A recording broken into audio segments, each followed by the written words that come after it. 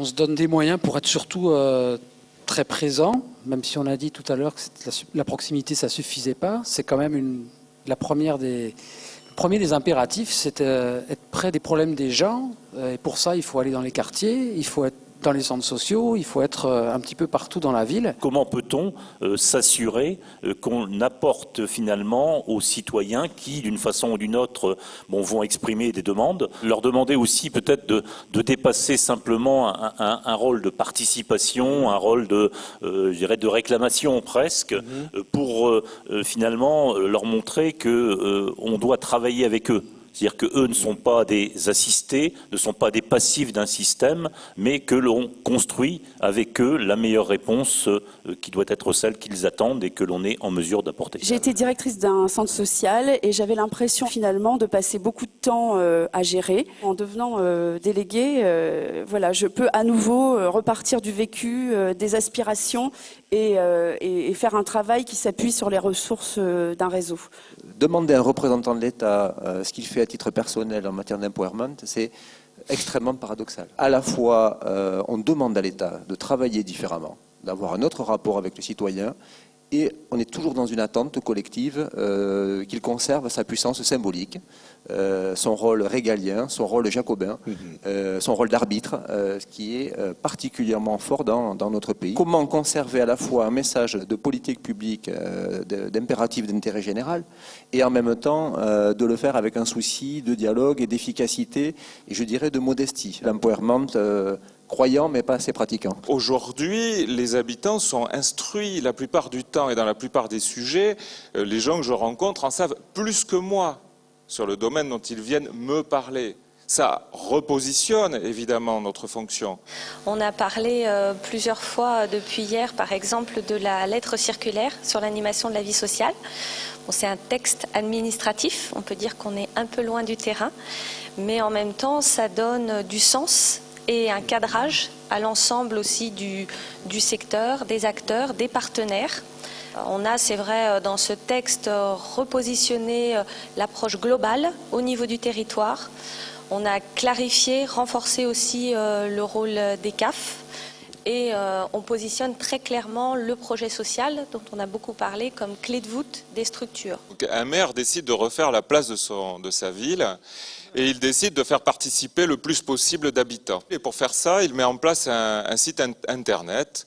Et sur ce site, il met un logiciel de modélisation de cette place. Les gens ont commencé à se prendre au jeu. Beaucoup d'émotions, de souhaits, d'enthousiasme, etc. Le décideur arrive et il se retrouve avec 1 millier de places différentes. Et il a à choisir. Et il va choisir, il est obligé de choisir. Et à ce moment-là, il va décider. Et qu'est-ce qui va se produire sur les milliers de participants? Eh bien, ils sont tous très frustrés, très déçus. Dans la réalité, et on le vit vraiment, alors je l'ai à peine un peu reconstruit, eh bien, on va avoir des habitants qui vont parler au niveau de leur légitimité, parce que c'est ça la vraie question à mon avis, mais peut-être qu'on y reviendra aussi. Quelle légitimité j'ai à parler?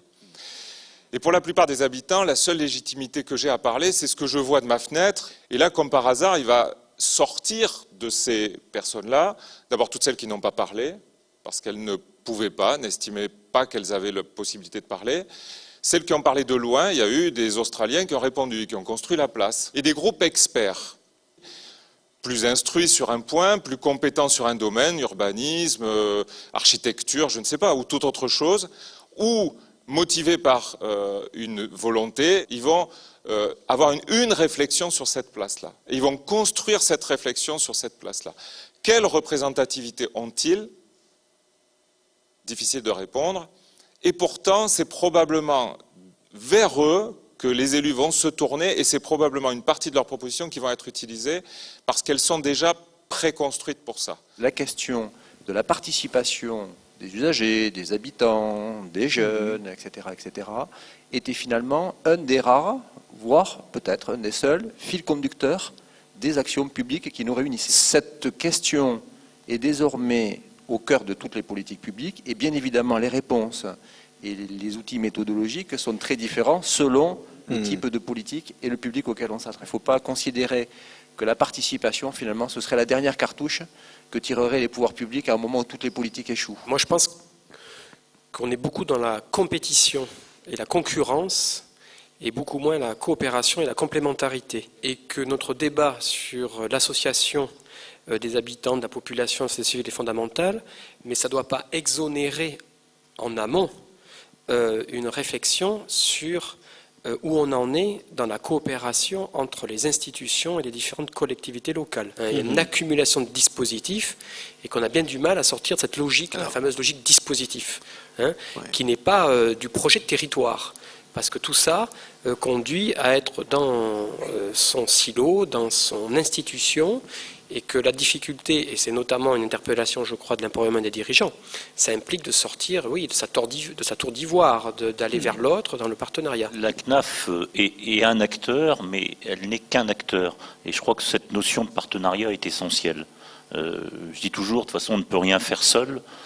Et la réussite d'un projet, mais je pense que je peux vous prendre à témoin, elle passe aussi par plusieurs étapes. En ce qui concerne le co-développement avec les partenaires, c'est des choses qu'on promeut évidemment beaucoup. Le rapprochement entre les partenaires et notamment les partenaires financeurs pour arriver à travailler ensemble sur un schéma directeur départemental, poser effectivement les éléments du diagnostic, des problématiques et des perspectives qu'on peut construire ensemble, se retrouver effectivement autour d'instances pour pouvoir échanger sur ces questions, de manière à, si possible, entre financeurs, arriver à formaliser les choses au travers de conventions qui seraient pluriannuelles et pluripartenariales, parce que c'est ça aussi qui permet de garantir la pérennité financière pour les structures. Donc le co-développement, finalement, en quelque sorte, ça serait de passer du faire avec à faire ensemble. Quand les citoyens sont à ce degré-là de proximité, ils se sentent complètement engagés.